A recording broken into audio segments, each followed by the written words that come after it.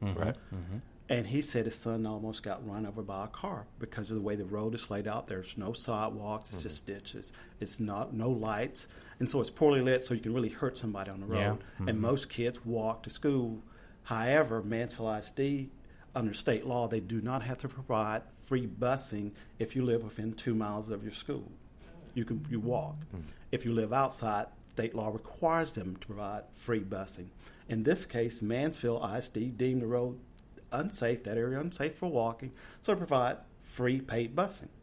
So we had a conversation about the next bond election when our councilman was Robert Rivera to put sidewalks and infrastructure on that road.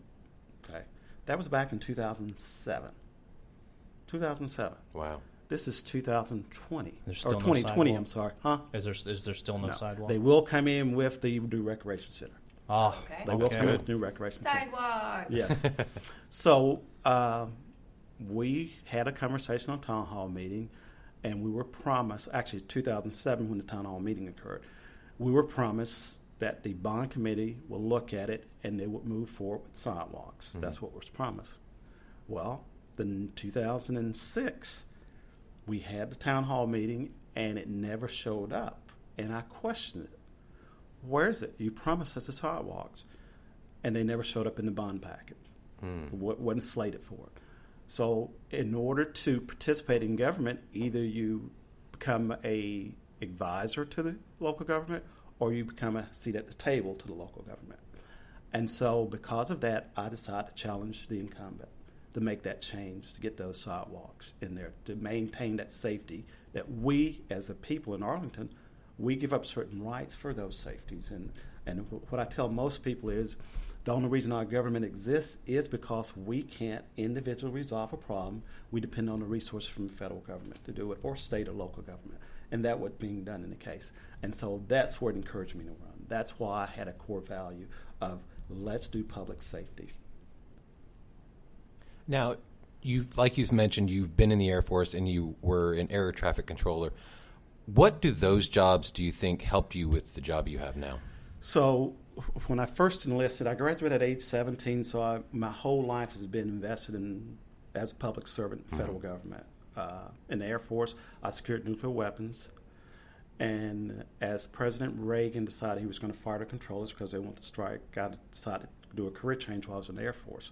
So as an air traffic controller, I make decisions, real-time decisions. I'm calculating upper winds, I'm calculating speed of the airplane, and then I got to put them in line. And so not only do you have plan A, but you have plan B, C, D, and Z. You never run out of plans because you're talking real, live chess game that you're playing there. So I'm calculating and I'm listening because air traffic controller, even though you're looking at a radar presentation, you depend more on hearing. So I can hear when a pilot's unsure.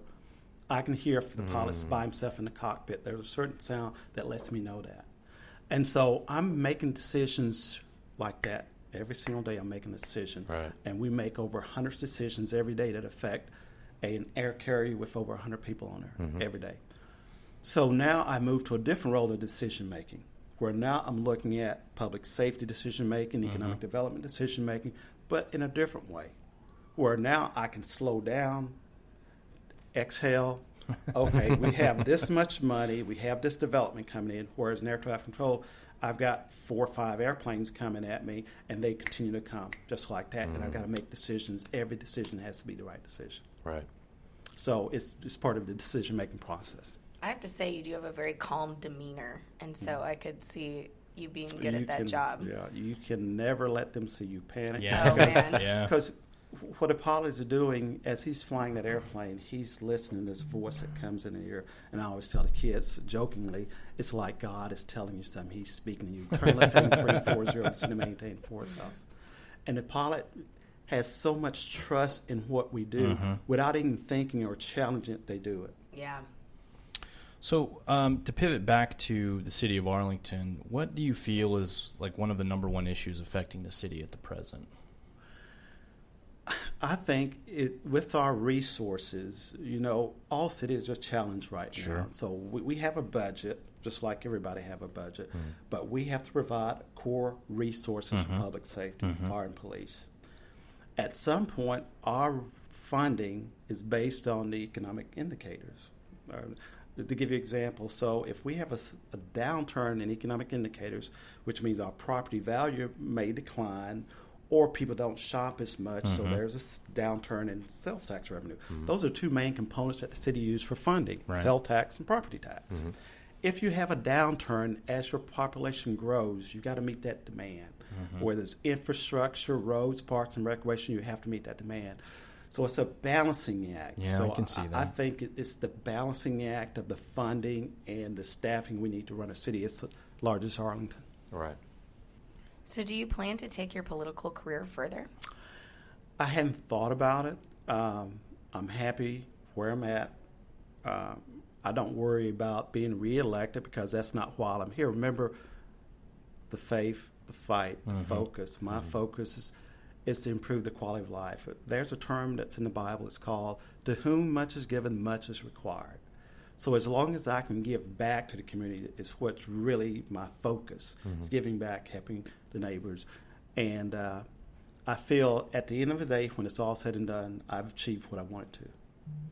So, I mean, talking about giving back, I've noticed on your Facebook, you do monthly cleanups around your district, and I gotta say, I don't live in Southeast Arlington. I live over here, close to the library. You can move to Southeast Arlington. The hottest market in town, man. I went to Bowie, so I'm very familiar with that part of the city. But even just knowing that there's a member of my city council out there, beating the streets, making sure that they're doing something that people can see. It's incredibly uplifting and positive, and I'm incredibly happy to see that you publicize that and show people anyone can make a difference. Absolutely. And so we try to. Back in October of 2017, there was a shooting outside of Bowie. I don't know if you're familiar with the shooting or not. We lost a 17-year-old. We had a homeowner who was accidentally shot. And so it caused concerns in the community. So yesterday we had, for the very first time, a Stop the Violence campaign at Bowie. It's on the website, on the Facebook as well. But the goal is to engage our future generation in having that conversation. It happened more so than not. Between the age 15 and 25 are the most of the gun violence occurs within that age frame. And so the goal is to bring awareness to violence that happens in school. Yeah, you have the car accidents and stuff like that, but some of these deaths can be prevented. And so the goal is to start out with a pep rally called Stop the Violence Campaign. There are 4 high schools in my district. We'll hit all 4 of them. We'll follow up with mentorship, and we'll follow up with basically a crime watch group where we have people that work within the community around the schools that work from home that can provide some additional resources for the police department to make sure we mitigate the risks. That's great. Now, we have a segment on this show called Tournament of Toppings. We're trying to find the best pizza in Arlington. What's your favorite pizza place in Arlington? New York, Brooklyn pizza. It's been there probably about 25 years off of Southeast Green. I had a feeling that was going to be your... It is great. That's where when I was in high school, we would go there all the time. Yes, it is great pizza, quality pizza, too. That's what I keep hearing. It's on our list. We just haven't gotten down there yet. Yeah, we haven't done as many in South Arlington, unfortunately. We have them on the list. We just haven't made it down there. So... where can citizens find you? How can they get in touch with you? What's the best way for them to contact you? So the best way, I publicly put my number out there because I want to feel that government, you got to have a connection to people that lead you. Right. I mean, being on a dais, casting a vote, that's fine. Being in work session. But I like people to know that government's here for you because, while I was running, I always felt there was a disconnect, that most of the action took place voting, and once they voted, that was the end of it. But it shouldn't be.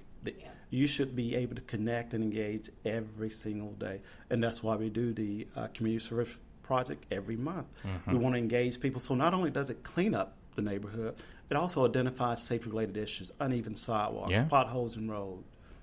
But it also gives me access to people who would have never seen an elected official knock on the door and how's your quality of life. Imagine that. An elected official out of blue. I should call it live. But in addition to that, we have the mayor has a act of kindness, and we do that once a month where we do an act of kindness. And they give you an example. And it's not only locally in Arlington. We were on a cruise last October, and a young lady lost her 4-year autistic kid.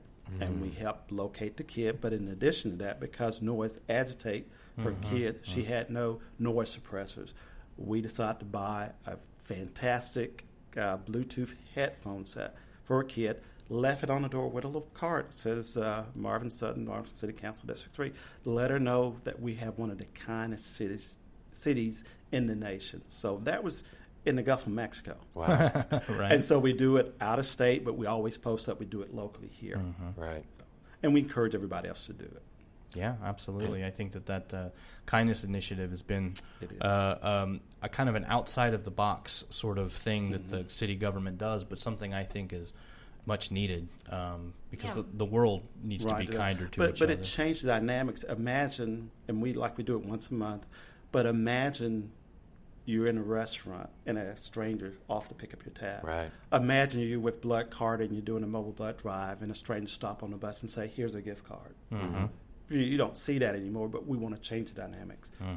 Yeah, they had a kindness initiative at my daughter's school. Did your kids do that this year? I think they did it last year. I don't know if they've done it this year at their schools. She enjoyed it. She enjoyed being pushed and rewarded for just reaching out and being kind. And I thought that was a nice activity for the school. And being recognized, I think, is also something that's nice to show that, like, yes, these good things, these positive things are happening in our city. Yeah. Now, you said you gave out that phone number. Oh, my phone number is 817-602-0644. I'm retired, so I'm available, easy accessible on Facebook, Messenger, Twitter, Instagram. So the goal is that you have access to me, and I'm not territorial. So if you have a problem outside of District 3, I can connect you with your council member, or I can help you resolve your problem. Sure. There you go. That's great. Well, thank you so much. Thank you. It's been an honor and a pleasure, and I appreciate the invitation and things you do for our great city. Oh, Great. thank you. Thank you. You as well.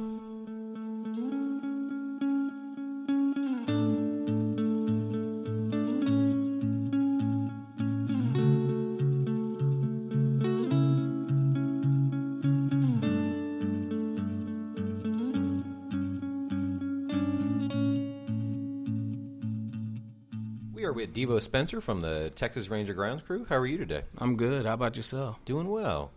So what does the grounds crew do for the Rangers? Well, it didn't change, but at the old stadium, we were responsible for pulling tarp, dragging in the 3rd and 6th innings, chalking lines, getting pregame, getting the field ready. Right. So after the game, we clean up everything, try to make it look original, like nothing was ever, like nothing was ever there. At all. Right. Now, I know the question, obviously, because you and I have worked together in the Absolutely. past, and I was on the grounds crew for 5 years. But, for those who didn't know what we used to do or what you still do. So, right. That's pretty cool, man. So the Texas Rangers are switching to a synthetic turf in the new stadium. Yes, ma'am. What can you tell us about the new turf and what maintenance will be done this time around? The maintenance is a little bit different this time. We go from worried about like dirt, clods in the grass and whatnot. Now we're worried about the seeds and the gum. So now what's transitioning, when it's original grass, we would just leave the seeds there and, let it be a part of the field. Now that's more of a focus now. So our main goal is getting the seeds up, getting the gum up, and other random stuff you might find on a baseball field. You believe it or not, you'll find like some strange stuff. So what's the strangest thing that you found? Gum? You mean like chewing gum? Oh yeah. Chewing from the gum. players? Yeah. Okay. Oh, Gum, seed, and tobacco are the main 3 things that you will find. By seed, you mean like sunflower seeds. Yeah. I was doing the same thing. I was like the grass seed. No. And then once we started talking about it, so kind of the staple for baseball is you're going to always see sunflower seeds, bubble gum, and chewing tobacco or whatever you want to Just call it. anything you can spit out. Yeah. That's just the whole thing. Yeah. Water bottles too. So from the players? Yeah. No. No. No. You'll see Are a you lot of disappointed in the MLB right I really now? am. Oh, they're still using plastic? No, that they would litter them. I mean, they're just They're focusing on something else. Yeah. So, Their focus is not too important to pick up bottles. Got it. Yeah, I They mean, don't get paid for that.